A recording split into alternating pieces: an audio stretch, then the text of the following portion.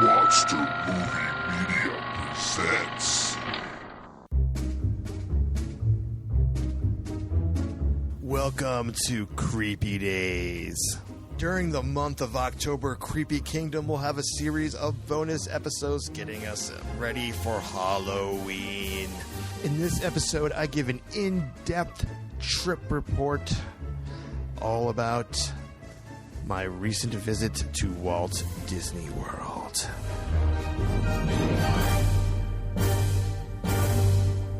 Hello, everyone. I'm here with the evil queen of Creepy Kingdom, Miss Roxy Tart. Hi. Hey, how's it going? Pretty good. Lovely. Just got back from vacation.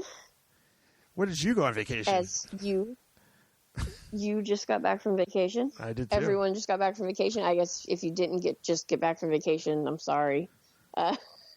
Well, a lot of people are even on vacation right now. This is a popular time to vacation for some reason. Right? October's the new July.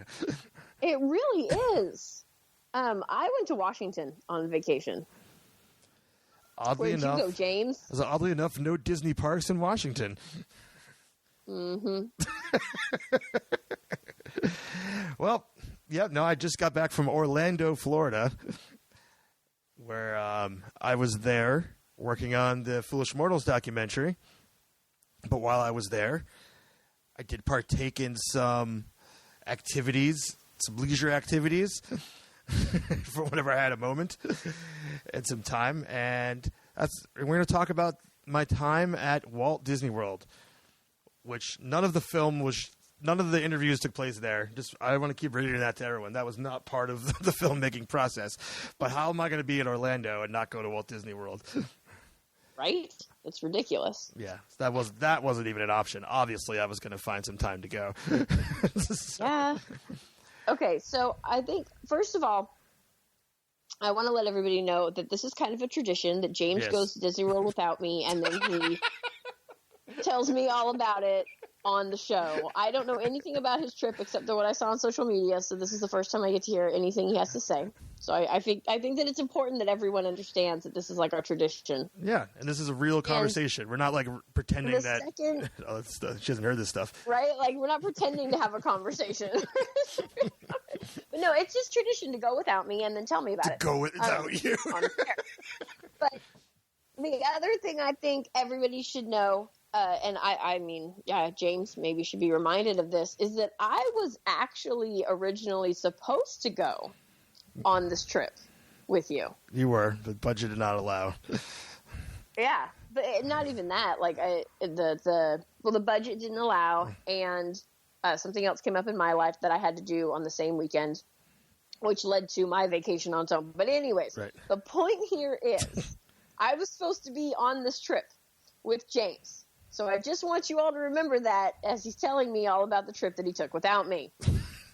I will. All right, keep trying to nail that point in, but I don't think anyone's picked up on it. I will. I will say this. I was going to say this for the end, but I'm just going to drop this right at the beginning. I was there to do Foolish Mortals. This wasn't a vacation, but of course I got some fun things along the way. But I had to squeeze it in, as I just said.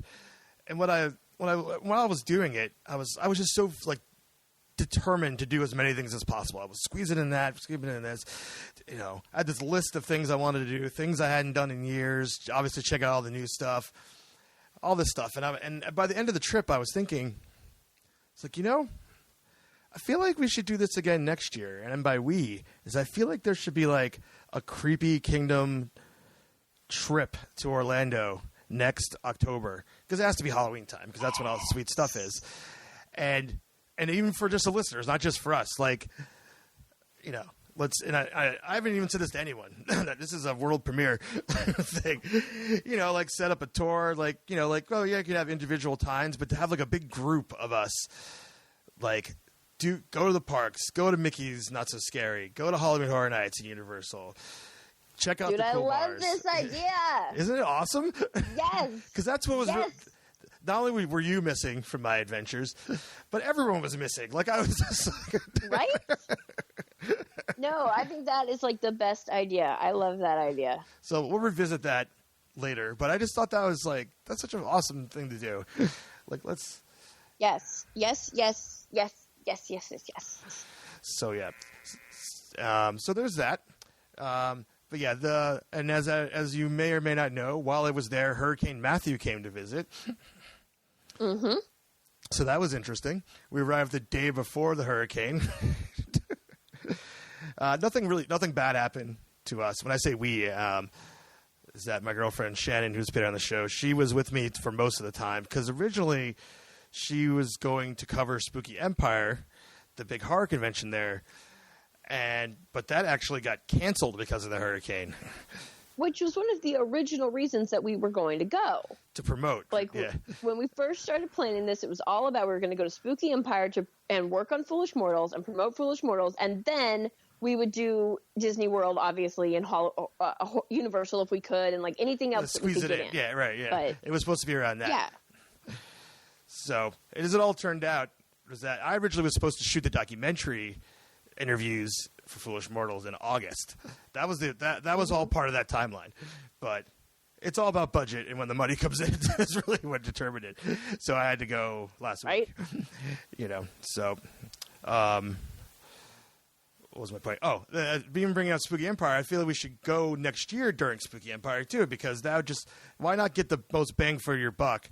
If you go to the big, awesome horror convention, which apparently is one of the hugest ones in the country. The place where it was going to be, the Orange County Convention Center, was massive. We drove by it many times. I was like, a horror convention's here? It was like Comic-Con. Like, the place was huge. So, but anyways, I did a lot of things, some for the film, some at Universal, but we're going to be talking about Walt Disney World because that's the tradition that Roxy and I have. And yes. This is, and that's what this episode's going to be about. So I got to experience a lot of new things that were not at Walt Disney World the last time I was there, which was about 2 years ago, in September 2014. I was going to say, wasn't it also Halloween time the last time you were there? But no, it was September. Yeah, but it was still Halloween. Yeah, I mean, Halloween starts September 1st. But it was still Halloween time. Yeah. Yeah, okay. I literally think there's a Mickey's Not So Scary on September 1st. So yeah, but it was definitely full swing Halloween time while I was there. So another thing about me, I'm trying to figure out how many times I've been to Walt Disney World. It hasn't been a lot comparative to Disneyland. Roxy lived in Orlando for a period of time, so you banged out your count up pretty high there for a while. Yeah, but I feel like the more time that goes by, like the less impressive my count gets. Because like I know I've been over 100 times for sure, absolutely 100%. But like it was like 17 years ago, so it takes a little bit off. I mean, I've been back since, obviously. We used to go every year. But yeah, I feel like the longer I stay away, like, the less impressive my record looks. So. Well, it's still a record, and it's still impressive. But, it takes a little bit of the edge off for 17 years ago. Last time, I think it was 2008 when you were there, right? Yes. Okay. No. No, it was more recently. No, I went after 2008. It was like 2010, I think. It was still a long time ago. It was Christmas. The last time I went there was Christmas. 2010. So it was a while ago. No, it wasn't Christmas. It was after that. I don't know, dude. I don't know. All right, it doesn't matter. It wasn't recently. So I've been there more recently than you. Is the point? Very much so. Yes. So I actually should probably know how many times I've been. And, I'm going to figure it out right now on the show. So my first trip to Walt Disney World ever, I was 9 years old in 1986. So there's one. I didn't go back to Walt Disney World until 2009. So that's a big. Jeez. It's a big gap, That time in between was my Disneyland time. So that's 2. And then we had 2013. So that's 3. 2014 is 4. 3. So this is my 5th time to Walt Disney World. That seems so low. That does seem really low. But it's true. I'm a Disneyland person. I mean, I can't, no matter where I've lived, I literally have no idea how many times I've been to Disneyland. I couldn't even guess. There's no way. There's absolutely no way. Disney World, I could probably actually figure it out. If I sat down and did some math and got a calculator and if I had someone do some math for me, I could probably figure it out. But Disneyland, no way we could figure that out. Yeah, I just have no clue. And I mean, I could probably tell you in the past year, I could probably figure that out because it's probably been 70 times in the past year, something like that. Well, yeah, but that's easy to figure out. You just go online. Yeah, because you check and look at their. Yeah, they have a number. They have a counter thing now in your account, which is really nice. So, needless to say, even it's funny though because I feel like I've been there more just because I'm so involved. I'm so involved in the history and listen to all these podcasts and all this stuff, so that it's. But when I really think about it, I really haven't spent that much time there. So, and most of the time that I get to go, it's really short periods of time. Another reason why I want to take this longer trip next year is I don't want to rush. Every time I go, it's this crazy commando, got to bang it out, stressful time. Which is, keeps adrenaline going for sure. But, I'd like to be able to enjoy myself a little bit, No, next time we're doing Disney World Roxy style, which means A, we're not rushing. B, we have more than 24 hours. And C, you are actually going to sit down and have a meal. No, I sit down. I have a meal. I eat. You got to eat, Some days you eat counter service. Oh, yeah, I do. You're right. You're talking about a sit-down meal. Yeah, I don't have time for that. Yeah, no, you eat snacks and you eat counter service. No, that's not going to fly on our vacation. No. We'll see. But I mean, it's interesting though. I have a new perspective on going to Walt Disney World after now being a Disneyland local for about a year. Because there's a lot that is not so sacred. We're like, oh my God, I have to do this because either the same experience or a very similar one is right in my backyard. Yep. So it's very interesting. But this time count and all this being said was that this was the first trip that I had ever stayed on property. Now I didn't stay on property the entire time I was there because I was making the film, but I went to Walt Disney World on 3 different days. And one was I went to Mickey's Not So Scary, which started at 4 to midnight, and that night I stayed on property, and then the next morning I ended up going to the park for a little bit. Where'd you stay? I don't need to tell you where Where'd you stay that night? Where did I stay? Why? Yeah. Why do you want to know where I stayed? You stayed on. You said you stayed on property. I did. I want to know where. I stayed at a value resort. What the hell do you think I stayed? Well, I want to know. Damn it! I didn't get to go. This podcast is about you telling me about your trip, and I have questions. All right. So this first night, I stayed at Pop Century, which I just said I never stayed there before. I had been there before several times because I've had friends that were staying there while I stayed off property. And we're going to Mickey's Not So Scary that night. And I'm like, well, it wouldn't be nice. We don't have to go far away and we would just stay on property and have a nice little night. Because most of the time I stayed there in Orlando, I was at an Airbnb. Because, we were keeping costs down. But I decided to stay on property that night. And then my last night, I stayed on property and I ended up going to the fabulous All-Star Music Resort. The very lovely. I've never actually been to the Pop Century one. I've been to almost every hotel on the property, but I haven't been to the Pop Century one. Well, we wanted to stay at the Art of Animation. Well, yeah. If you're going to stay at a value hotel, who doesn't want to stay at Art of Animation? Right, but that wasn't possible. There was no more room. So, I'm like, all right. And I wasn't going to go higher than value anyways because it's a place to crash. It's one night. Yeah. Well, and the Not So Scary party didn't get out until midnight. So there's really no reason to stay anywhere super, cool, you're interesting. Not going to enjoy it. Blah. Yeah. Yeah. I said, just a place to crash, take a shower, really, you know. Makes perfect sense. And comparative to the rates that I was paying for Airbnb, I mean, we're talking like $20, $30 a night. So it was pretty low. Now, which was not, it was the beginning of the trip, which was not part of the filming or the budget or whatever,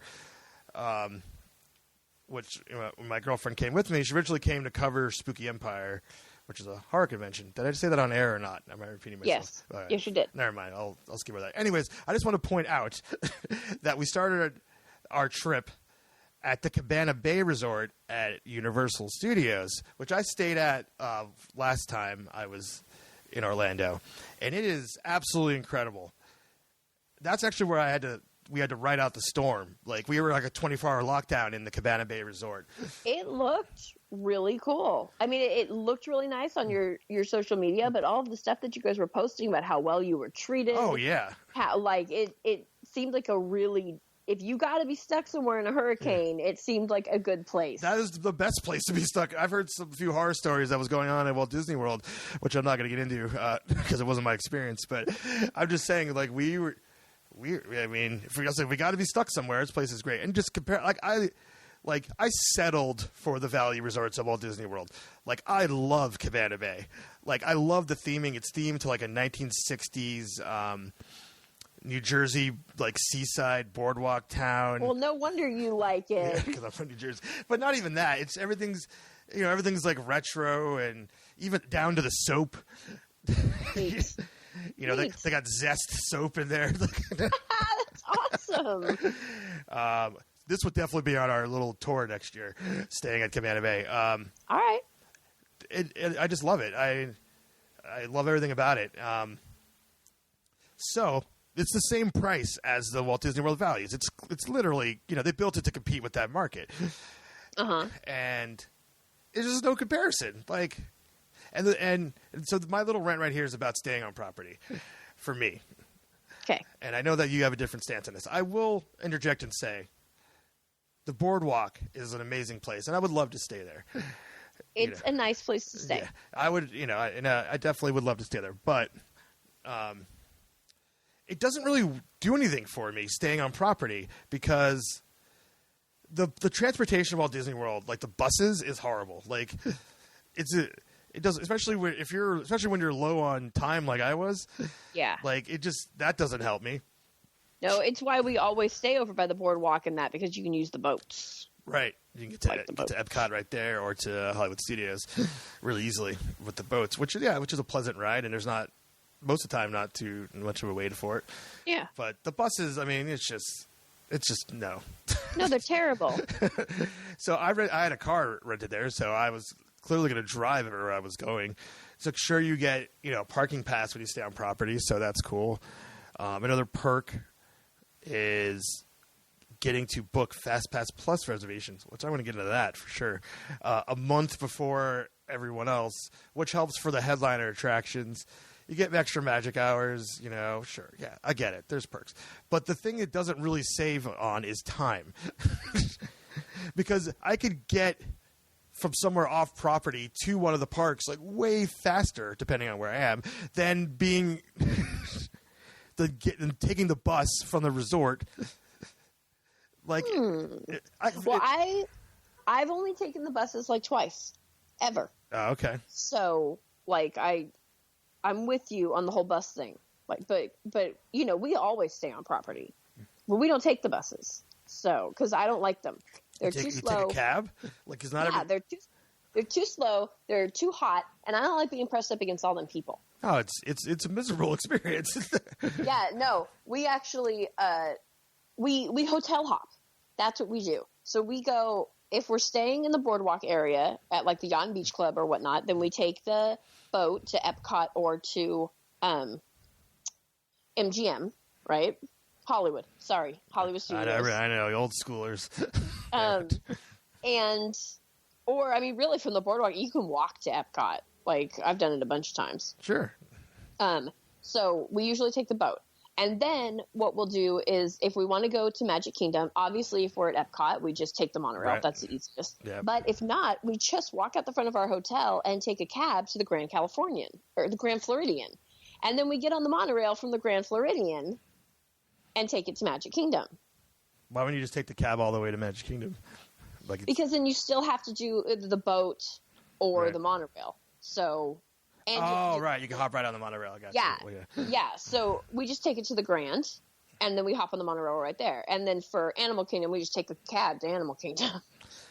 Right. So now there's cabs, and now Uber is even more popping. So there's ways to avoid it. But for me, I could even say I could probably even from Cabana Bay, across town Universal, even if I left from there and drove, because you basically just get right on the freeway, and that goes right into Walt Disney World, I would say that's the same amount of time as getting on a bus, waiting for the bus, getting there to Magic Kingdom particularly, to get... We should time it. On our next trip, we should do that as a service to our listeners and whatnot. We should time it. We should spend some time. One of us go to Cabana Bay and one of us, go to a value resort and see how. I'm totally serious. All right, go. Yeah, I'm totally serious. I'll even ride a bus if I have to. Wow. The sacrifices you'll make for the show. I know. It's crazy. Also, when we go, we're not staying in a value resort, just for the record. Well, that's the thing. For me, I don't know about when we go. I'm not even getting that thing. But at the point I'm getting at is that for me, it doesn't really make financial sense. It just, I don't know. That's fair. Again, it might be a thing where if it's more time, then you can take things slow. But my trips are always I just go in the room to sleep and take a shower, yeah. And your trips are ridiculously fast. Yeah. And I feel like just dropping all that cash for a room when I could get something off property for a quarter of the price that's fabulous, as opposed to how crappy the value resorts are at Walt Disney World. We stayed at another place too during production because we were filmed in this really cool hotel that's on iDrive called the Castle Hotel. Kind of like a boutique hotel. Same price as Cabana Bay, same price as the value resorts. But this was a boutique, fancy hotel. It was, I thought it was a lap of luck. I felt like when I was walking around this hotel, I felt like any moment they were like, "Excuse me, sir, you're going to have to leave. We don't... I don't know why you think you could be here." That's what I thought was going on. So for me to stay at someplace like that and then stay at the equivalent of a Motel 6, I don't think it's worth it. Maybe other circumstances might be worth it, but I don't know. We can move on from this. This isn't the resort podcast. No, it's not. We should do a resort podcast. Have we done that? No. Well, I want to. Let's find out all the creepy spots. They're hidden. They're there. Yeah, we should do that. So, some things that were new. Last time I was there, Fast Pass Plus had just been forced upon everyone. And you hated it. I hated it. I absolutely hated it. Hated it. I did for sure. Magic Bands had not hit the scene last time I was there. So since we stayed on property, we had Magic Bands sent to us. Mm-hmm. Because at that point, we could book our Fast Pass Pluses, and it also acts as your hotel key. Yes. And, I was kind of like, I don't wear a watch. I don't, or anything on my wrist. And I'm like, I don't know. This is going to bug me. I probably won't even wear it. I'll just take it out. Just carry it. Yeah, carry it. Like a belt loop or something. Yeah, something like that. I have to say, the Magic Bands were surprisingly comfortable. Huh. And extremely convenient. Well, that is kind of the point of them. Yes, it was this is incredible. I was immediate. It was a 180. I was just as soon as we tried to open the hotel room with my hands completely filled with stuff and all I needed to do was put my wrist to the door, I was like, yes. I'm all about this. I wish I could have been there for that moment. I really, really do. You guys, that is a moment I wish I had not missed in my life. I don't know, man. I was just like, these are awesome. Get in the park. I don't have to fumble through my pockets and take out anything. Just put it up there.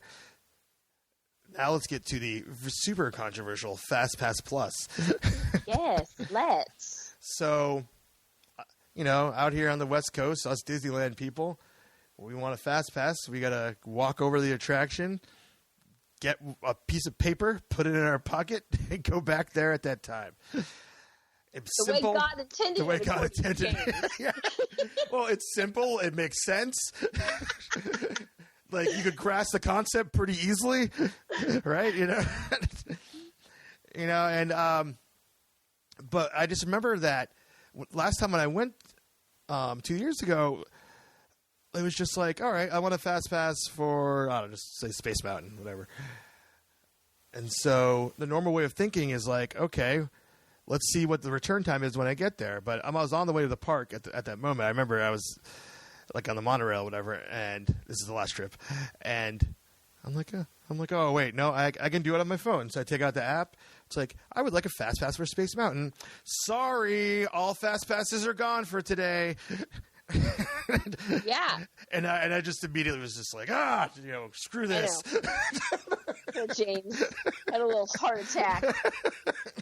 Why have thou forsaken me, fast passes? So I will. A dramatic reenactment. That's pretty much how it went. Everyone's like, why is this guy doing a Shakespeare on the monorail by himself?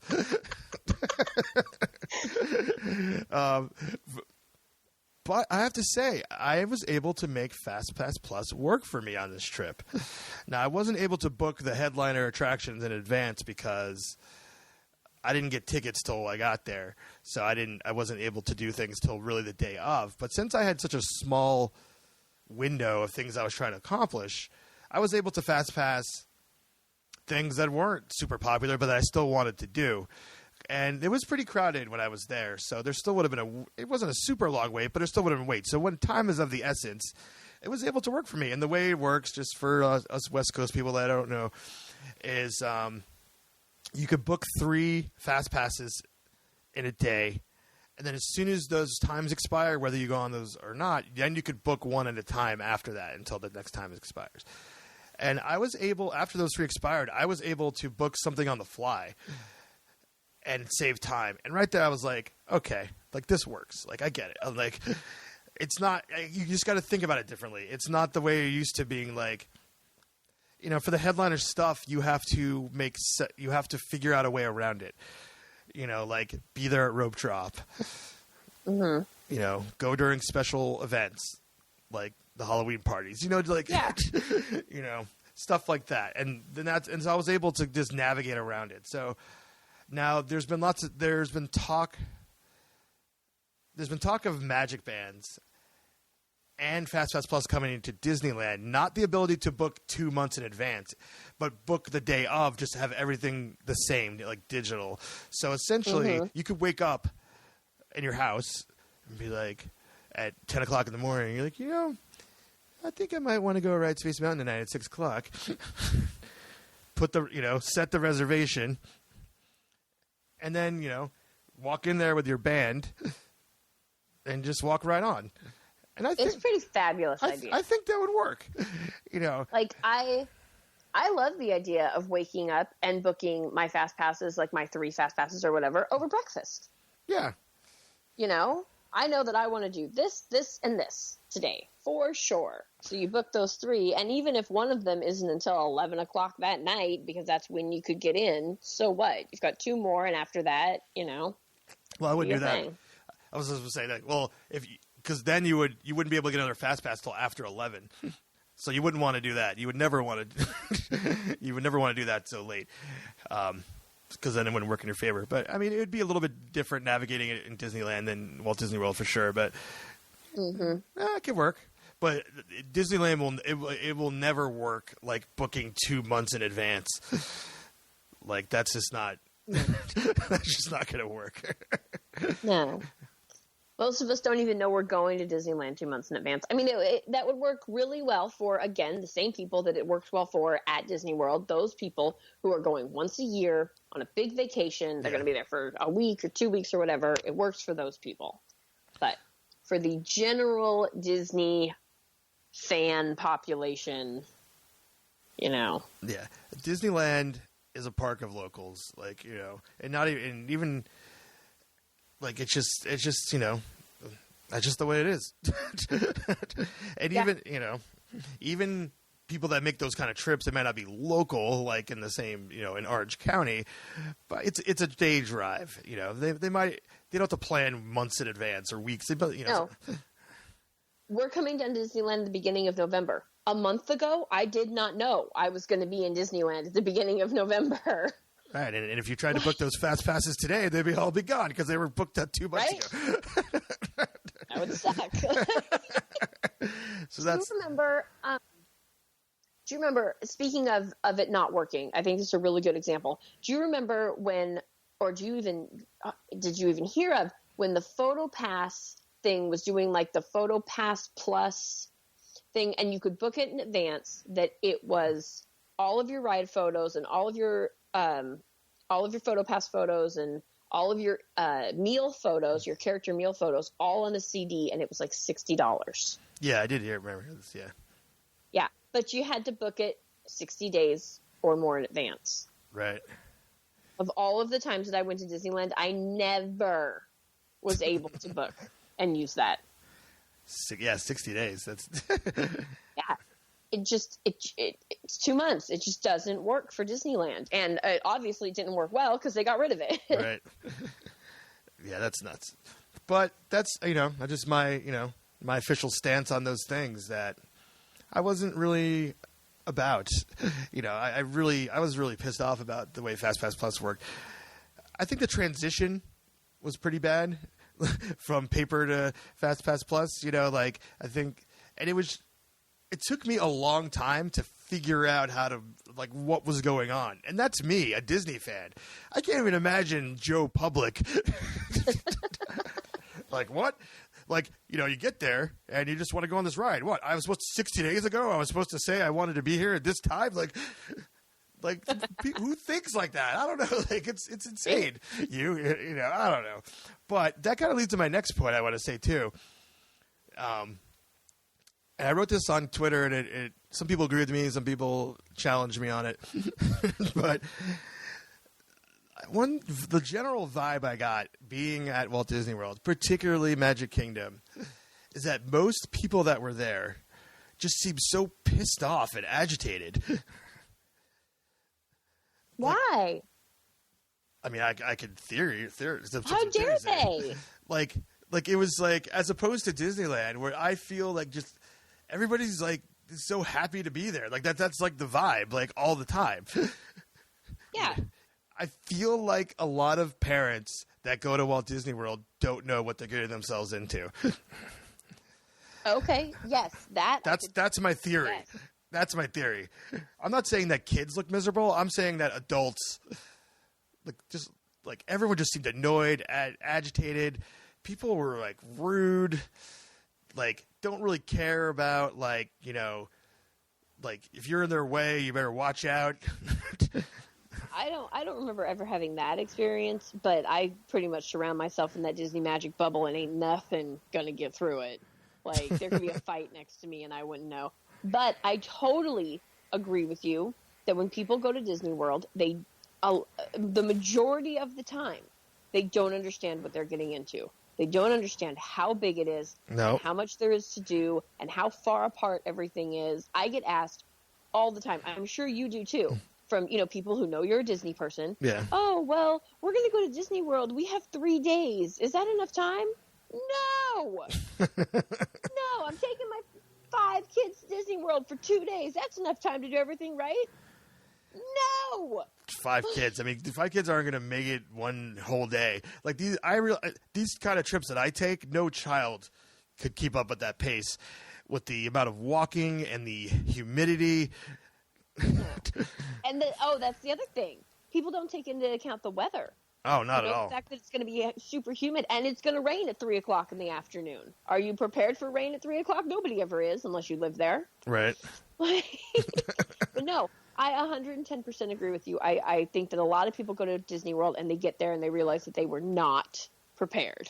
They're not prepared, and they just drop so much money. We've probably been saving it up for a long time because the average family, I mean, the price of things there it's just getting more and more expensive. Yep. And they're there for their kids, so they're not thinking that this is worth it. Like, you know, like for them. Like, I mean, they want to make their kids happy, but most of, you know, I'm sure there's those moments where the kids are like, I'm tired, I'm hot, I'm hungry, you know, and it just, you know, I just saw so much of that vibe. Like, it was just like, you know, and I'm going to bring this up too, since I'm on my soapbox here. It's your show. Yeah. So, there was a few times where I got a spot to watch a parade and also watched a show at Mickey's Not So Scary. And, you know, it's like you stand there for a while, scope out a spot. The number one reason I wanted the spots that I did was because I was going to be documenting them, taking pictures, taking photo and all this stuff. So, I stood there for as long as it took to get it, you know, like it wasn't like I just strolled right up. And one time I remember I was standing watching the show, and I had these people that were behind me it was like a family of 8 or 7. They were sitting down waiting for the show to start. Once the show started, they did not stand up. Why not? I don't know. This is the Castle show, the Hocus Pocus show too. Yeah, but that's what you do. Right. You sit down and wait for the show, and when the show starts, even if it's the fireworks that are happening literally over your head, you stand up. They did not. I was standing the entire time. I didn't sit while they were sitting and blah, blah, blah. And I was filming the show. About a minute into it, I get poked in the back.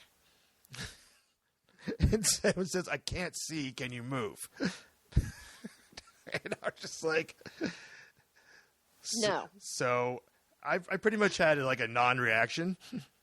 Also, I'm like filming. Like I'm not just like standing there like crossing, you know, my hands on my hips, whistling like. So, you know, it's like I acknowledged what was being said to me. I determined that it was not a concern of mine and continued what I was doing because I was like, what are you talking about? Right? You were technically doing what you were supposed to be doing. Yeah. You're supposed to stand during those shows. Everybody knows that. And then 30 seconds later, the mother asked me to move. And at that point, I'm like, I just kneeled down for the rest of the show because I was just like, I'm trying to document this and I'm not going to have this family like bothering me. And it really started to get me this thing where it was like, and also I didn't want to talk. Like if I wasn't documenting, then yeah, maybe I could have the conversation like totally, you know, but it's like, I get that your kids can't see. And I'm all about like, if I wasn't filming, I would be like, yo kids, hop right in front of me. Like come stand in front of me. Yeah. You know, whatever. But I paid just as much as everyone else to be in here. I stood here like claiming this spot. Like I don't have to move because I'm not a kid. No. And that's the thing. Absolutely not. And the thing that's and I've been seeing and when I was waiting for the parade, that day I was by myself. And and of course it's 3:00 parade, so it's mostly kids and our parents with kids, and they're all, you know, their kids are restless and, you know, everyone's miserable, and like I said, that whole vibe. I was talking about that. Nobody literally said it to me, but so many times people tried to get me to move from where I was, like by like inching in my personal space. One person literally was like, oh, you know, it's like, hey, can I get there? And I was like, you want to go where I am right now? Like, that's what I said. and he was like, oh, I just want to go past you. I'm like, there's a rope here. Right. and then he's like, okay. But I think he like backtracked when I said, do you want to get rid of it? He literally wanted me to move so he could park his stroller there. You know, and I hear this a lot too, like adults should like not do certain things so that kids can enjoy the magic. And it's like, you know what, man, like I definitely about kids enjoying the magic. I'm not trying to take that away from anybody, but no, of course not. But my opinion is, you know, the kids didn't really have to do too much to get there. They just had to kind of exist, right? Maybe they had to get their homework done and feed the dog. I don't know, but you know, like Yep. Like I worked really hard to be where I'm at this particular moment. So, and, I don't really care that I'm not a kid. Like, I'm sorry. No, Like, we have just as much right to enjoy the show as the kids do. And in a lot of cases, the adults that are there because they want to be there probably are enjoying the show more. right. But, okay, I cannot count the number of children that I have let stand in front of me at a show or a parade or whatnot when I have a good spot. Right. I have no problem with that. If your kid can't see because I'm standing there, absolutely I will let them stand in front of me. Just like you said, right? Yeah. If you hadn't been filming, sure. But what really irks me is when you have been standing or sitting in that spot for an hour and a half. Oh, yeah. To get that good spot. And someone like 5 minutes before the show comes up and is like, "Oh, can you move? My kids can't see." Yeah, that's exactly what I'm talking about. Like, what? No, you should have been here sitting next to me for the hour and a half that I have been sitting here in this spot doing nothing, wasting my time because I want to see this show. Right. No, and like even in those cases, I'm still like, well, they can stand in front of me as long as they're shorter than me. I don't care. Stand in front of me. I just want to see. Right. But like that irks me a lot. Yeah, no, and I feel like that was Soapboxing, apparently. Yeah, I know. But I mean, that was really what was going on in Walt Disney World. And I feel like from being a Disneyland local, like, I mean, yeah, you'll get that every once in a while, what we talked about. But I mean, it's just like, there was just, I don't know, it's just a totally different vibe. Like, in particular, I'm talking about Magic Kingdom versus Disneyland Park. And that being said, it made me realize something too. It was like, when I was at Magic Kingdom, it made me really miss Disneyland. Like, of course, there's some things that are not there, that are that are Magic Kingdom that are not at Disneyland, that are like the individual attractions. But I wasn't talking about that. I'm talking about just being in the park. Like, I was like, I feel like I'm in a weird dream state where like this is like Bizarro World. Yeah. Like, this is super familiar, but it's totally different, and I don't like it. like it was a weird thing. Like, of course, I'm always going back to Walt Disney World. Of course, Magic Kingdom has awesome things in it, but it made me really realize who I am.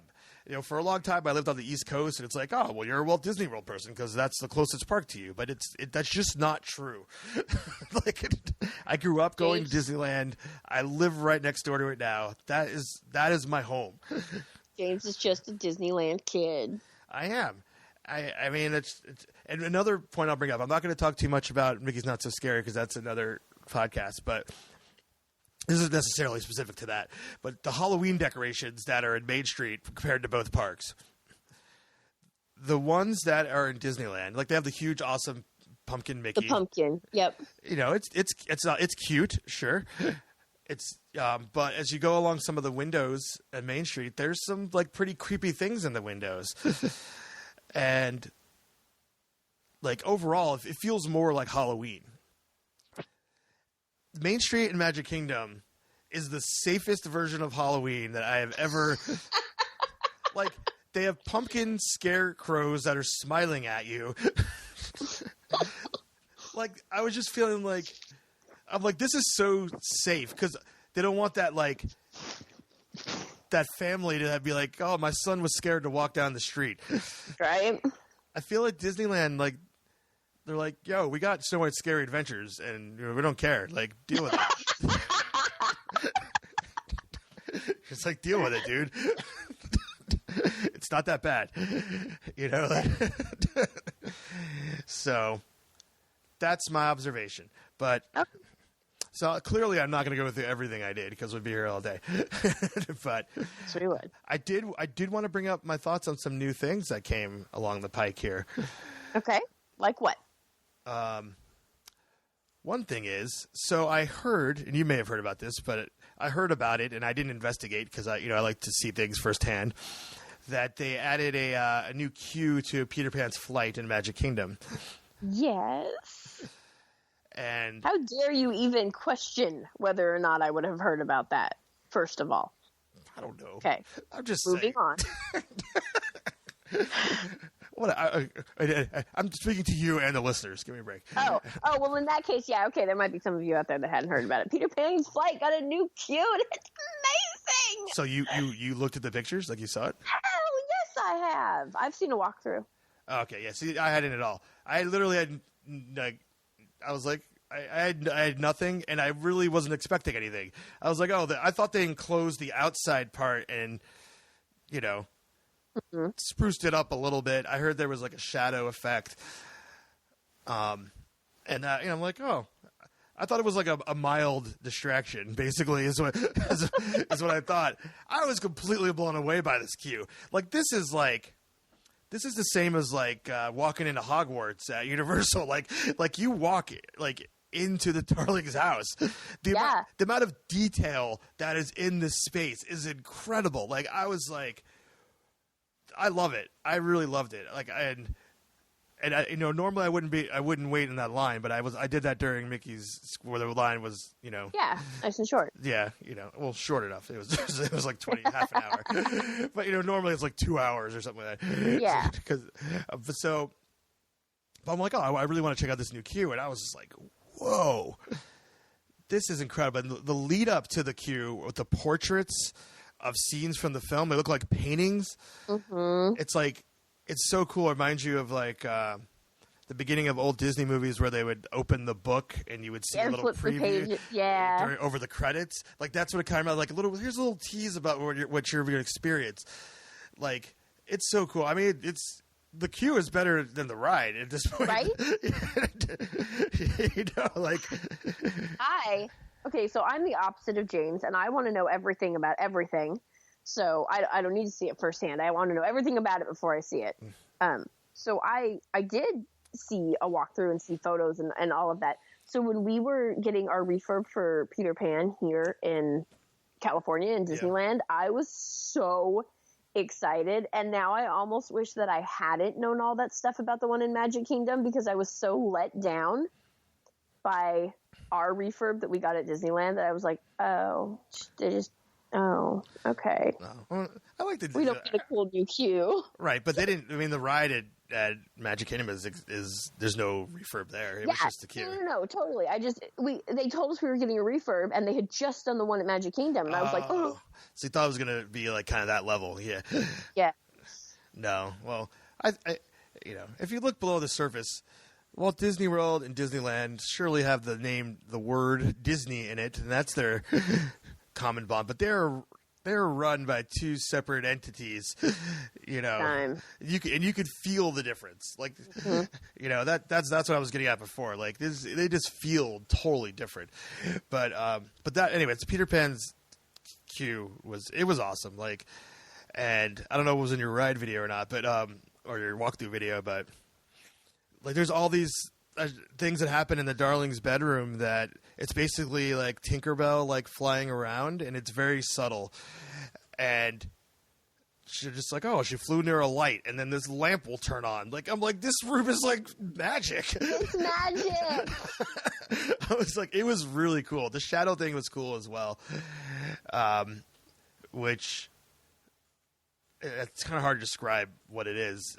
We should just go see it. Let's go. All right, let's go. I'm not going to describe it. Let's go. People could just check it out. But that was really cool. I gotta say I loved it. I was very impressed. Initially there was an initiative at Magic Kingdom to add all of these scene ones, as they were calling them, as a way to get people to not be so like annoyed standing in long lines. Yeah. They did it with Haunted Mansion, which has been met with mixed reviews. They did with Dumbo. Yeah, they completely did with Dumbo by adding the play area instead of waiting in line. Mm-hmm. And Peter Pan, and this initiative has been stopped. I think they did it with Big Thunder. They had a little bit. They have a few interactive things in the queue of Big Thunder, but it's been stopped for various reasons or whatever. So this is the end of that. But I was thinking, I was like, that'd be cool. But then I was like, well, I wish they'd do it to more dark rides. I'm like, there's not even that many more dark rides left. Right? And Magic, because Pooh got that one. It was one of the first ones I got. I forgot. Yeah, Pooh got a completely crazy queue. Clearly, Little Mermaid ride was built with an amazing queue. It's the same ride as the one in DCA, which has a nothing queue. but the Magic Kingdom aerial queue is, I mean, it's so they had that in mind. So I don't know. But I guess they couldn't. They don't even have room to do anything like that at Disneyland, though. But it would be cool if they could, though. It really would. So what else? What else did you see? What else did we see? I'm trying that to was think new that you loved. that I loved. Well, that night we did Mine Train again because it normally has a long wait, and I mean again because I did it before. And it's fun. I still think it's a fun ride. You get to see the witch at the end, which is not enough for me, but it's. I still feel like it's too short. I guess that's my complaint about it. Like, so if I waited like 2 hours for this ride, I would like, I don't know. But it's it's like the in between, like for if kids can't do Big Thunder yet, but they're bored of the Barnstormer. Yeah. It's one of those things. But yeah, it is what it is. Whatever. So then. The next morning, we got to go to Animal Kingdom for a few hours. Yes, let's talk about Animal Kingdom, James. I would love to. Our lovely listener who we had on the show talk about Animal Kingdom, who works at Animal Kingdom, who is a former Kilimanjaro Safari driver. I got to see her. Let her know that we were going to be in the park, and so that was. It's fun briefly, but she was at work, so she didn't get to hang out. But I had not gone on the safari since 2009. I didn't really care for it then, and that was what inspired her to write in. I have not actually spoken with her since I did rewrite it, actually. So she is unaware of my thoughts. Oh, so this is the first time she's going to be hearing them. Yes. Okay, so to just to catch everybody up, James rode the safari. He didn't like the safari. He complained about the safari, and this girl wrote in and was like, "Dude, you're wrong. You need to go on the safari again." Now we have met her. We met her in Disneyland when she was here visiting. She's really, really sweet. Works for Disney. Absolutely love her. So yes, but her whole thing was that James needed to try the safari again because he was just absolutely wrong about hating it. Hating it's a strong word. I'm not a fan. I don't know. So, did it again. My complaint another time too was that it was raining, and that day it was a day it rained all day. It wasn't a Florida 20-minute rain in 2009, and there really wasn't that many animals out. So we did it again, and it's just not for me, guys. I'm sorry. Oh.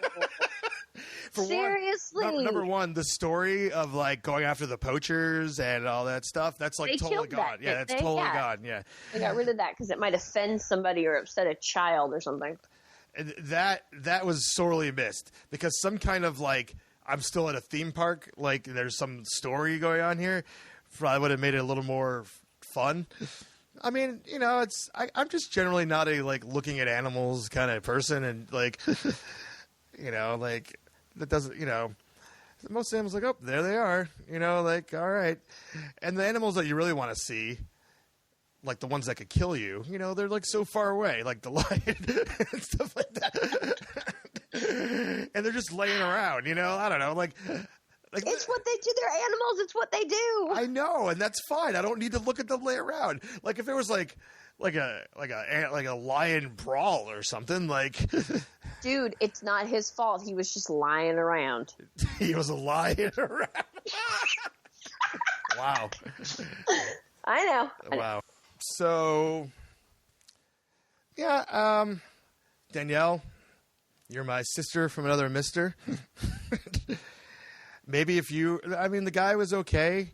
I just, I want to, it's a fine way to have, to sit for a while and chill, but I think I'm good for a while. The challenge Danielle gave to me was to go on with her, which I was not able to do. So I'm still willing to do that, Danielle. Next time I'm there, and we'll see how much. Maybe you can give me like an extra tour where you tell me more than the person talking, and that'd be fun. But anyways, from after that, of course, we had to hit up Everest. Yeah. Before we hopped out, before we had to leave there, and still awesome. Was the Yeti working? What do you mean by working? I mean, did it reach down and swoop at you with its big giant claw thingies? Roxy, come on. Yeah. Well, that answers that. No, the Yeti was not working. If the Yeti was working again, I think that'd be some major news. They're probably not going to take it down to fix it until Avatar Land opens, because there's really nothing to do. And all right. So no. The Yeti was not working. It's still Disco Yeti time. All right, fine. Which is still... It's still a good effect. Yeah, no, it's still... The strobe light effect still... With the movement, it does seem like it's moving. It doesn't look completely stationary. So it's... No. It is still a good effect. It's fine. But, it's fine. What am I talking like that? It's very fine. It's fine. Skylar, it's fine. It's fine. It is very fine. I like it, but the ride itself is still amazing. It's still so much fun. But that was the end of my time at Animal Kingdom. So now Roxy's putting on bunny ears. Okay. You didn't have to tell people that. I did. We just kept having this conversation. Now she's putting on 2 pairs of bunny ears. This is 3 pairs of bunny ears. This is a treat just for me, guys. Sorry. All right. No, I can take you seriously with that. That's fine. Not a problem. I'm professional. Good. Okay. Keep being professional. We're gonna do this. Now she's juggling. Will you stop trying to distract me? The show has gone on long enough. I can't help it. You can't help but to juggle. Wow, that's the first time I heard that one. All right, so from anyone on Earth. Come on, James, come on. We're recording the show here. Gotta get serious. All right, so my last day in town was I cleared it, so I had nothing else to do but spend the day at Walt Disney World. So this was the day. This was an epic day. I went hard from dawn to dusk. Like you do, because you're crazy. It was a crazy day. I documented this day as much as possible on Snapchat, which I saved that story because, and I looked. I was trying to guess how many snaps I did that day. And a lot. I was like 20, 30, I don't know. It actually says how many snaps are in the story when you save it as a story. Mm-hmm. I did 89 snaps that day. I watched those snaps. How long do you think that? Did you watch all at once or just throughout the day? No, it was periodically. Oh, okay, I watched it all at once. I feel like it was like 5 minutes until I get through it. It was mostly videos, that's why it wasn't. But it's awesome though. Yeah, no, it was. I don't know. I just I figured people wanted to come along for the journey, the ride, whatever. So my objective was the new things, of course, but do things I hadn't done in a long time, and of course do things that are not at Disneyland. Yes. I was not going back to Animal Kingdom, so this was Epcot, Magic Kingdom, Hollywood Studios day.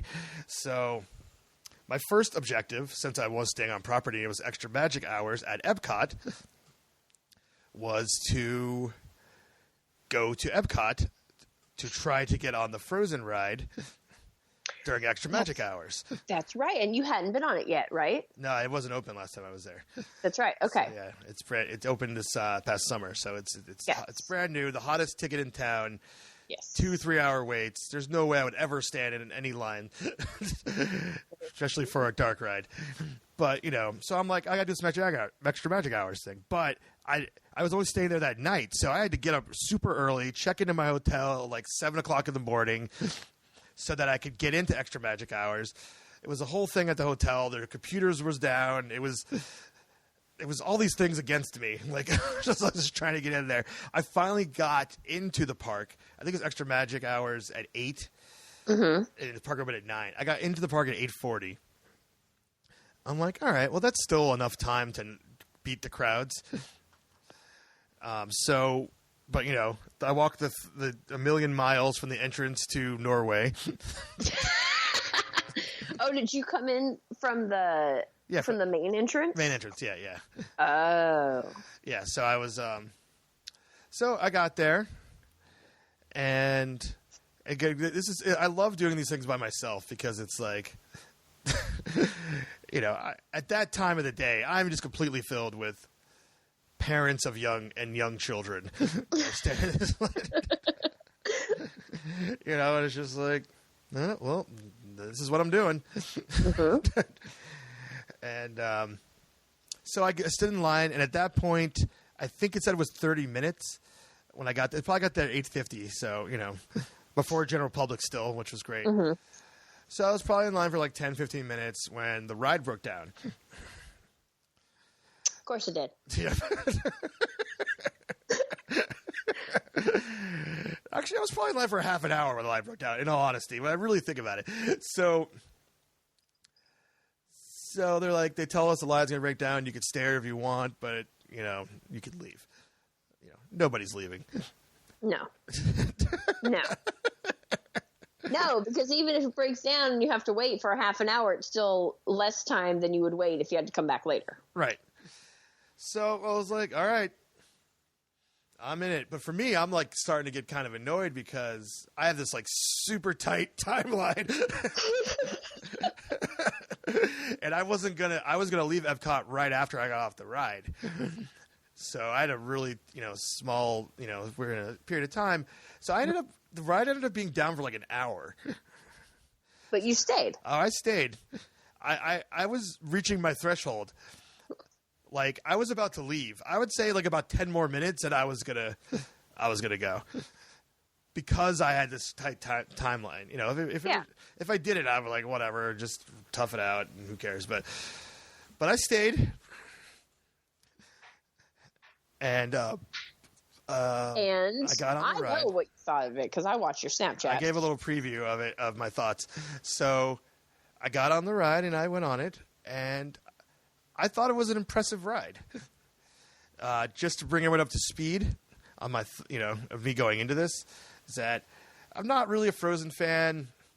I don't hate it as much as others, but I don't love it. I'm not mad about Maelstrom going away, but at the same time, I feel like Frozen warranted something like other than a shoehorned overlay, like by how such a huge franchise it is. Right. So that's weird. It's kind of weird that it's a boat ride and it's supposed to be, Frozen. I don't know. They should have made the boats look like ice blocks or something. The boats were exactly the same as the Maelstrom. Like there was no, they didn't change the boats at all. I mean, it does make sense from a money point of view. Frozen took place in Norway. We already have Norway, and no one is going on Maelstrom. Let's just put it here. Right, but I guess I see what you're saying from there, but I feel like it could have Frozen merited building a ride from the ground up. Yes, it really did. And in Magic Kingdom, on top of that, I'm not super offended it's in World Showcase like most people, like whatever, but the shoehorn thing's weird. All that being said, that's what I thought going into it. I thought the animatronics were really cool. That's what I thought. Overall, I was impressed. And I will I didn't say this on my Snapchat, so you didn't hear this. But I guess this is a spoiler for anyone that hasn't been on yet. I don't think there's too many listeners that care about spoiling the Frozen ride. But in Maelstrom, for the people that have read it, they know that there's a moment that you go up, and then you have to go backwards. Yep. So I was kind of wondering how that was going to play, with the Frozen layover. Yeah. So that room is Elsa's ice castle, or that's what it's called. I don't know. Yes, Elsa's castle. Sure. Doesn't have a name. Yes. And you go up there, and she's doing her thing, and she's singing. And it's Let It Go, as you could probably imagine. And it's she's doing this thing. She's doing that thing, and the animatronic is really incredible, actually. And then right as you hit the top, you switch the things, and then right before you go back, it hits that climax. She's just like, let it go, and then you fall back, and then I almost got chills. Like, I was like, that was incredible. Neat. Like, I was like, and that's coming from me, that I don't really care about the source material. I was just like, that moment, I was like, dude, it was impressive. So what you're telling me is I'm really going to like it. Yeah, if you love Frozen, sure. But I will say this, and I said this on the Snapchat too, for the 10 people listening that have access to my Snapchat. It's not like a public thing. I don't feel like it'll be worth like 2-3 hour waits. So, like, I mean, if you're there and you're visiting, of course you're going to do it. But I don't know, man. Like, I'm just like, because it's just so short. Yeah. Like, Maelstrom was not a long ride. They added a little bit more to the ride than Maelstrom, but like 15 seconds more. I don't know. Like, it's not like significant. No, I'm not waiting 2 or 3 hours in line for any ride. Just, throwing that out there. But certainly not like a dark ride. So, I was surprised though. I mean, I was like, that was impressive. And that, and that's my take on every time there's a new attraction or anything, I want to check it out. So moving on from that, I went to Magic Kingdom, and I did the Hall of Presidents, which I'd never done before. That was on my bucket list. So, nice. So I don't really want to get into that. Yeah. No. We can move on from that. But anyways, I will say though that it was better than I thought it would be. Yeah, no, it was fine. I just had some comments about it based on some things that happened in there that will bring up a political discussion that I don't want to bring up on the show. No, but Hall of Presidents, I want to throw it out there for anybody that doesn't like politics, so they don't want to go into Hall of Presidents. I hate politics, and it is a great place to go when it's raining. Okay. Yeah, sure, definitely. No, I mean, it was. I've watched Great Moments of Mr. Lincoln, and it's obviously a longer version of that. There's there's things from that film in the beginning that are there as well. But yeah, no, it's something else. But they also checked out the brand new Muppets Do American History show that takes place on the street. Oh yeah, that's they're like up in the buildings, right? Like up in the windows. Yeah. So, and that's in Magic Kingdom now. Yeah, that's right next to in Liberty Square. Yeah, it's right next to the Hall of Presidents. It's like right, so they're like in windows above, and it was awesome. I mean, if you like Muppets, and I love Muppets, it was awesome. I mean, it's a very unique experience because, like even watching Muppet Vision 3D, you're not really seeing the Muppets the way the Muppets are, but that's a unique experience where you're actually like seeing the Muppet size, yeah, almost an arm's length. I mean, they're up above, but still live. You're seeing them live as opposed to in like the movie where every once in a while a Muppet would pop out and like say something or right, Muppet Vision, yeah. So, as far as the content goes, it was totally fine. It was silly, it was goofy. They were telling the story of Paul Revere. I'd imagine they might do other ones because they had about 4 or 5 shows. I only saw one. Mm-hmm. I don't know. I think it's cool. I mean, it's kind of a diversion. It's not so much like an attraction. I like it. I think it's neat. I mean, I haven't seen it, so I can't really say I like it, but I like the concept. When I read about it, I really like concept. And it's a good use of space. Oh, yeah. It's a cool thing to just, like you said, distract, you and give you a little something to do. And it really does, it really is a Muppets type thing to do. Yeah. They put it in a great spot because the Muppets do all those reenactments on the show. So they put it in a great spot in Liberty Square. Sam the Eagle. Right. You couldn't get a better, spokesperson for Liberty Square. Right. Yeah. I mean, he clearly was the lead in this production. So, and Miss Piggy was great in it, so it was. Well, she's great in everything. I mean, right, so I'm just letting her know she continued on being great. And, her perfect record is maintained of greatness.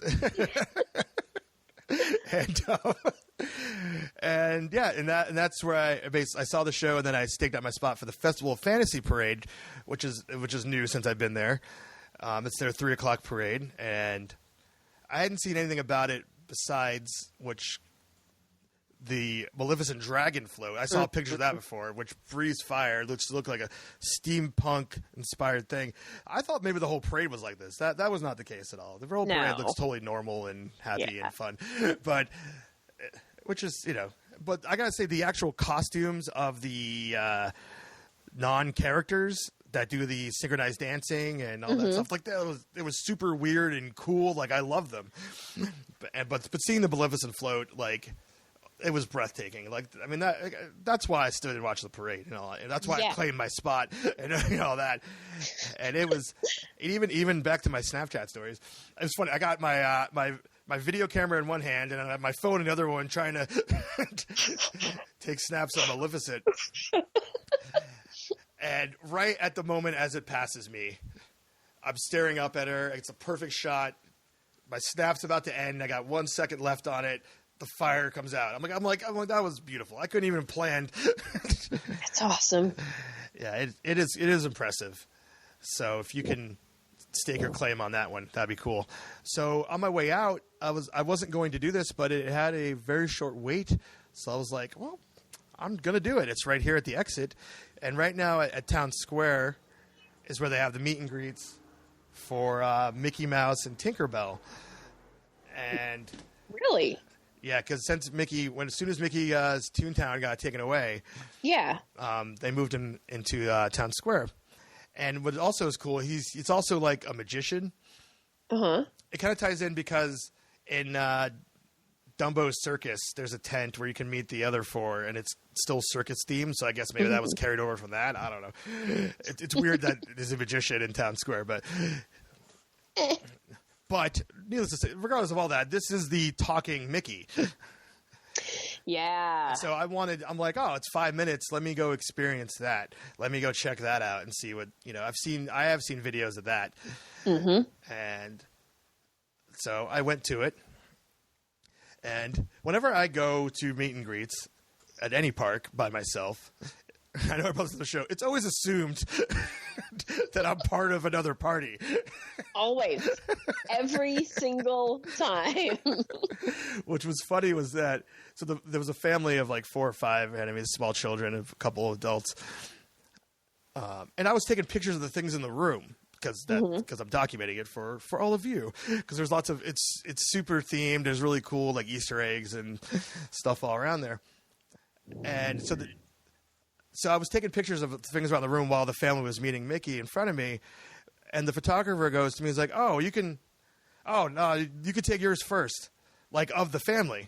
And I'm like, I don't know them, so I'm not sure they want me taking photos. And she's like, oh my God, I'm so sorry. I thought you were with us. I was like, nope. Every time. So that was cute. But,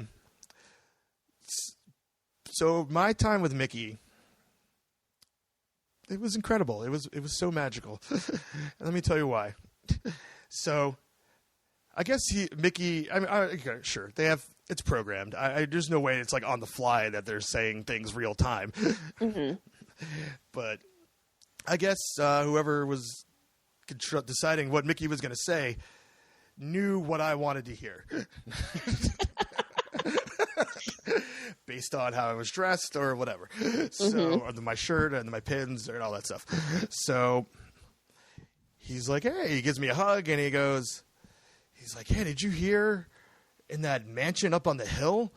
I heard that there's ghosts in there. And then I'm like, I don't know how to break it to you, dude, but there's totally ghosts in that mansion. And he like freaked out. He's like, oh my God. And he's like that, and he ran around. It was incredible.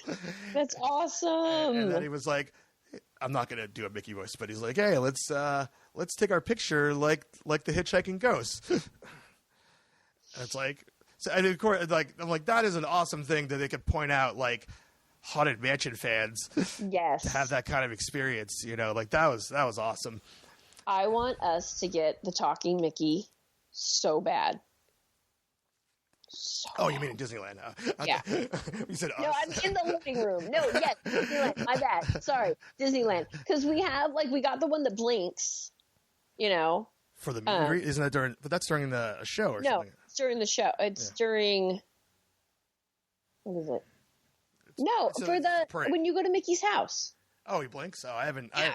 Okay, I haven't done that in Disneyland for a long time, so I don't know. Yeah, we got the one that blinks, and then like in Mickey and the Magical Map, you know, the Louie that comes out, his mouth moves and he blinks and that kind of stuff. But getting the talking Mickey for the meet and greet is going to be amazing.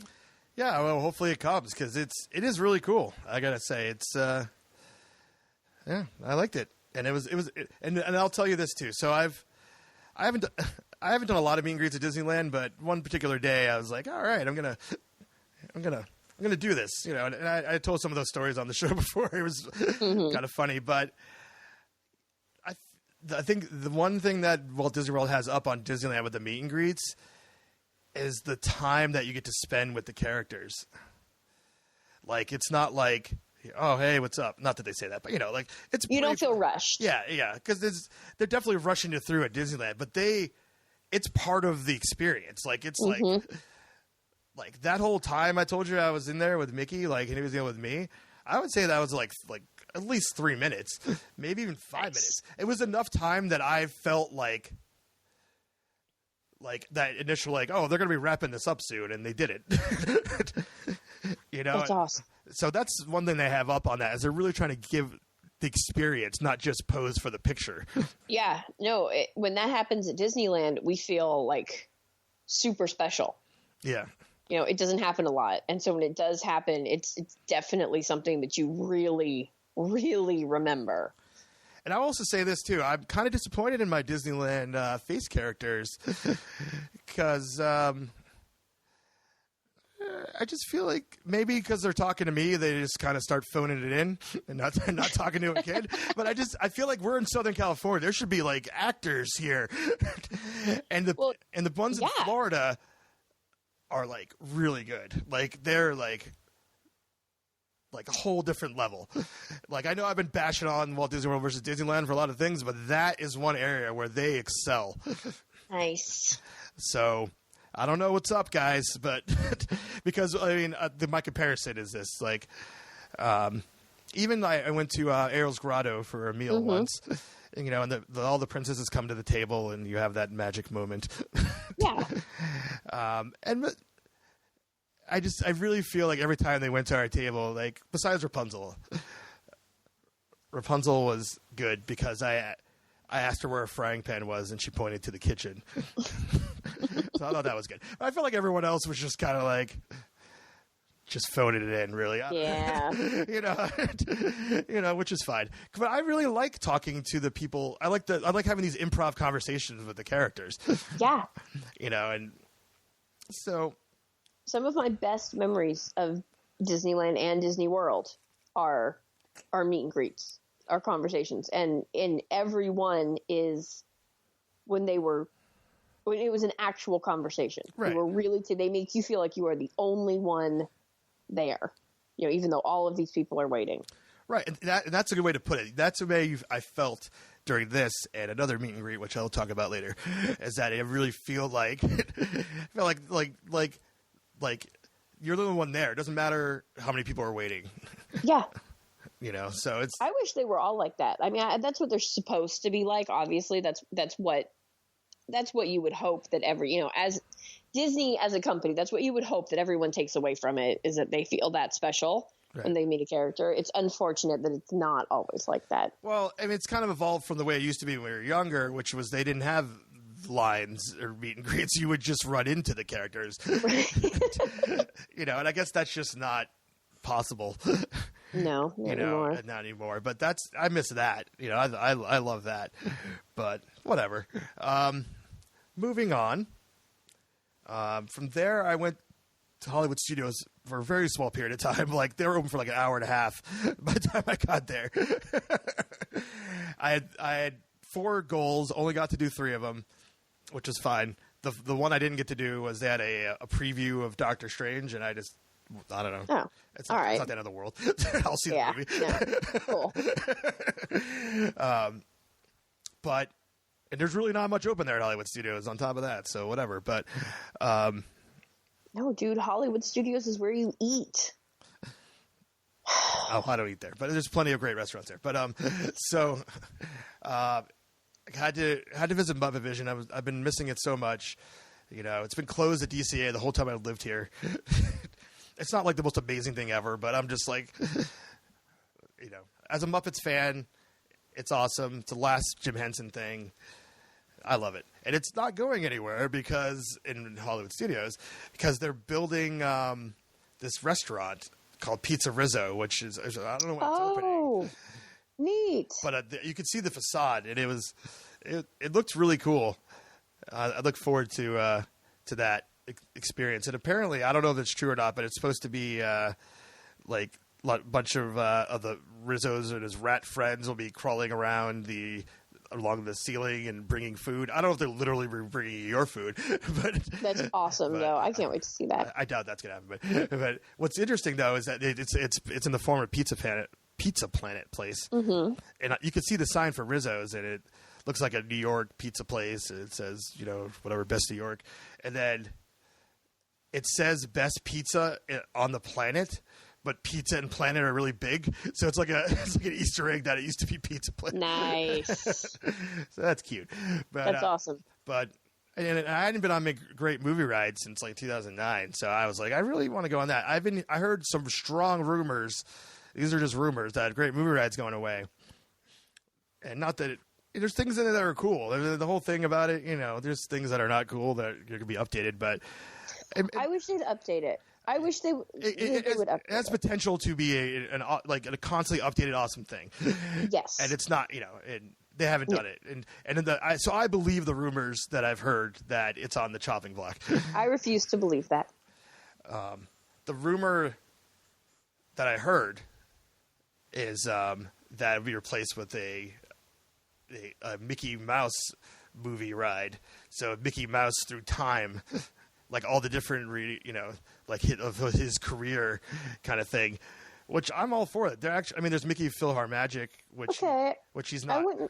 I love PhilharMagic. I wouldn't hate that, but I really like the Great Movie Ride, so I refuse to believe that. I'm not even listening to that rumor until it's 100%. That's fine. True. But they're making the park, moving the park away from the studios aspect more and more. Mm-hmm. With like it's still movies, but not like this is a studio where movies are made thing. Yeah. So that's why I believe that's part of that I mean, who knows, but I just figured let me go on. I've been on it forever. So yeah, no, totally. And, I love the Alien scene. I love the Wizard of Oz scene. So it's fun times. But, of course, the number one thing I had to do there was go on Tower of Terror. Tower of Terror. I even heard rumors that they're taking the Aerosmith theming out of Rock and Roller Coaster, and I'm just like, I don't care. I don't care how Rock and Roller Coaster is themed, as long as they don't get rid of Rock and Roller Coaster. I'm okay. Yeah, no, I haven't heard they're getting rid of it. I heard Aerosmith is being taken out of it. So well. Yeah, but I didn't go on it, so I didn't have time. Anyways, but I'm not going to get into this here. This is a very controversial topic, Tower of Terror leaving DCA. Yeah, let's not. But I will say this, is that every time I ride Tower of Terror in DCA, I'm like, yeah, you get the sensation of, the falling, and that's cool. But I always feel like ripped off.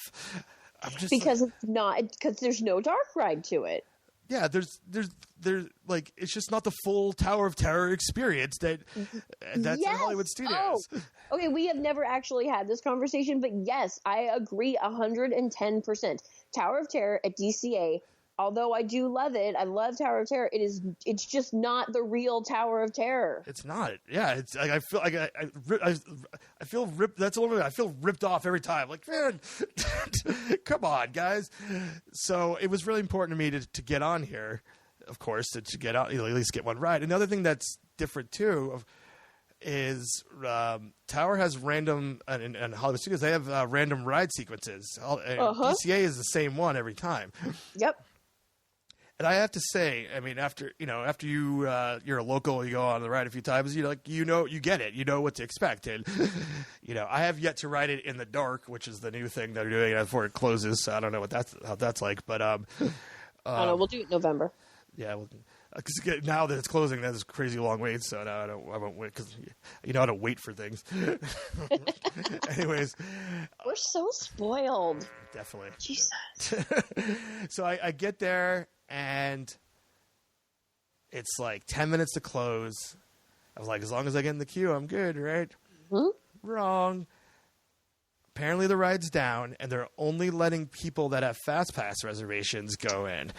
Oh. Because when it goes back up, like, then those people ride through. The park closed at 7. This is a weird thing that's going on with Disney World too. Park closed at 7. Fantasmic was at 7:30. Yeah, they've always done that. So, but the park's not really closed. So there's like, it's just this weird gray area where, and again, I get the other rides, they stop letting you in the queue at that time, so it's quote unquote closed. But that was kind of the gray area of what was going to happen with Tower on that day. Like, were they going to open back up the standby line or not? So I didn't know, and I basically was like, I'm just gonna wait here. I mean, what else do you have to do? I didn't know for how long, and I was accepting that I wasn't gonna be able to ride. I'm like, all right, it's gonna. I don't know. I don't want you to be too bummed out about this, James. But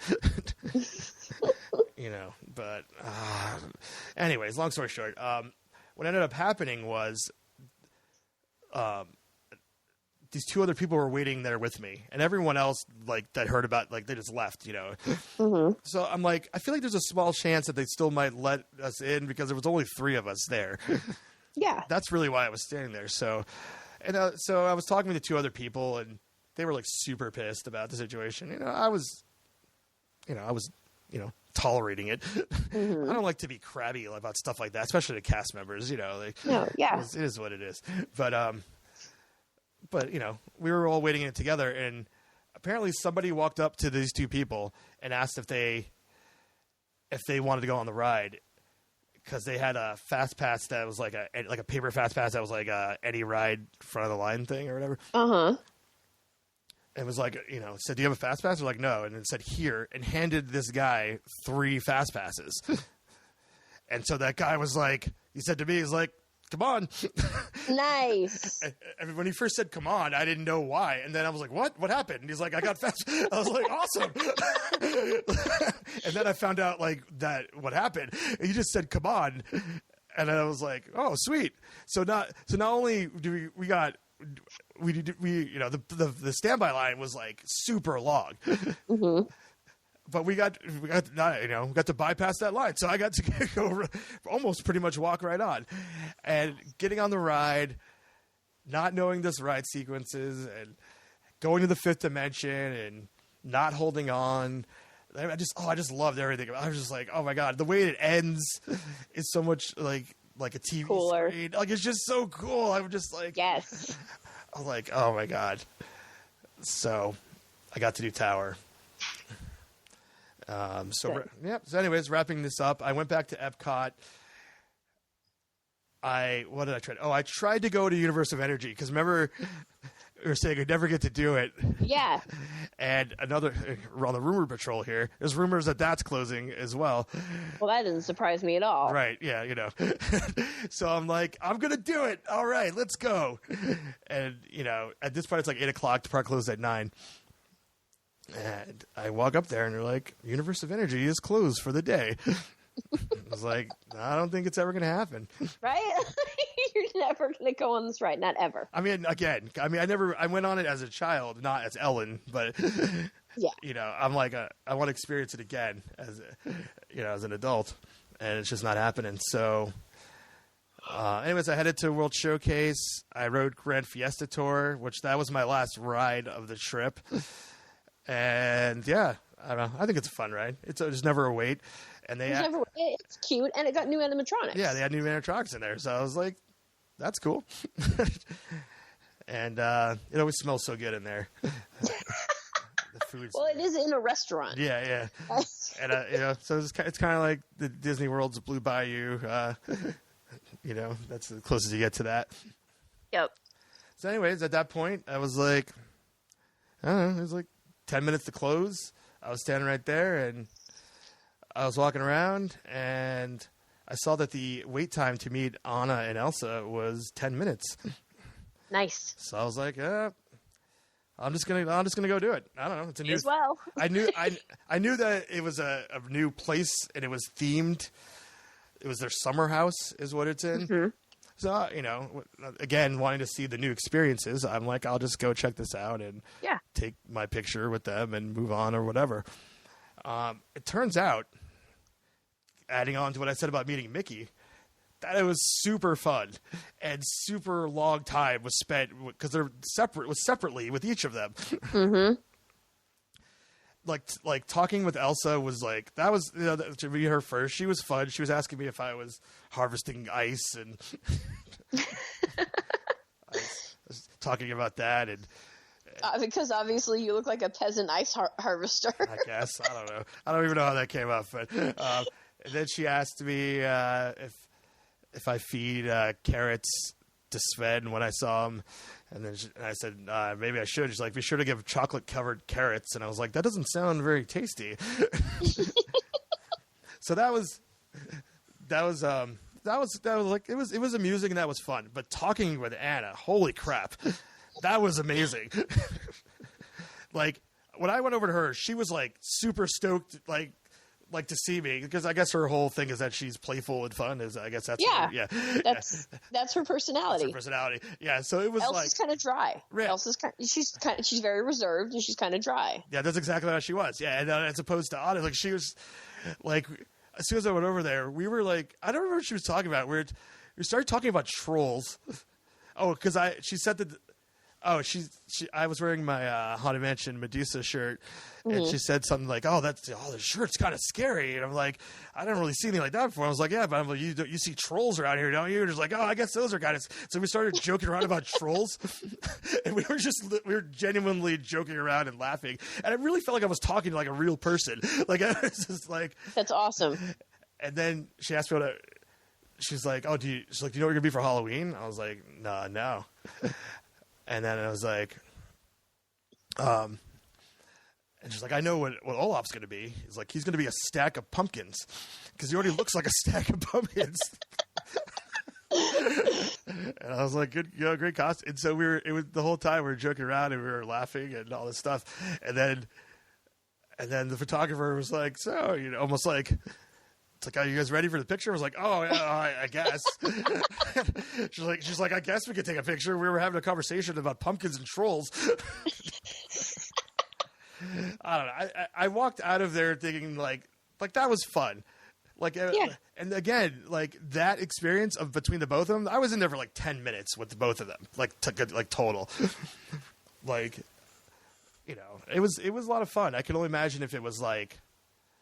If that's like experience like that for like Maleficent or something, like that would be like, right, you know, something like that. Like that would be like personally like super amazing, you know, like or you know, or Lady Tremaine or whatever, or the stepsisters, like the ones that are really, you know, have a lot to say that are. Yep. We had a meet and greet like that with Tremaine and the stepsisters. I'll tell you about it one day. I think you did tell me about it, but Probably. I'm sure I have. But yeah, it was long and it was really cool. It was actual conversation, like super cool. So yeah, it was, that's how I ended my theme park day. And just to wrap up, because I know we're going way over here. Oh, way over. But we're having fun. Two things here. Well, three actually. There was 3 locations I wanted to visit that were brand new, that were in outside the theme parks. 3 bars. Mm-hmm. One was their Trader Sam's. Mm-hmm. At the Polynesian. At the Poly. So I went there. I have to say, Disneyland's is kind of like way better. The vibe in there is a cooler vibe, I guess, because everyone is like, every time anything happens, everyone's super into it. Uh-huh. As opposed to Disneyland, maybe like most people are kind of like, oh, that happened. Like, when you, if people don't know what we're talking about, it's when you order certain drinks, certain things happen in, yeah, in the bar. But everyone was super into it in there. But it's weird because it's like in the Poly, they have like their grand hall or whatever they call it, where they have all their restaurants. And essentially they kind of like shoehorn Trader Sam's in like the back corner. Like you wouldn't even really know it was there unless you were like specifically told where it was. I described it as like I made a Trader Sam's in my spare bedroom. Like the inside is immaculate, but just the outside of it's just like a random door. Like it doesn't, like Disneyland's, you really feel like you've stumbled upon a place that's been there forever. Yes. And it's not like that there. So, and then they do have an outdoor seating area, but it's not directly connected to Trader Sam's. You have to go out the 2 doors and go around a corner. So it doesn't seem like it's the same place. Yeah. They have a server out there. Mm-hmm. So whatever, that was fine.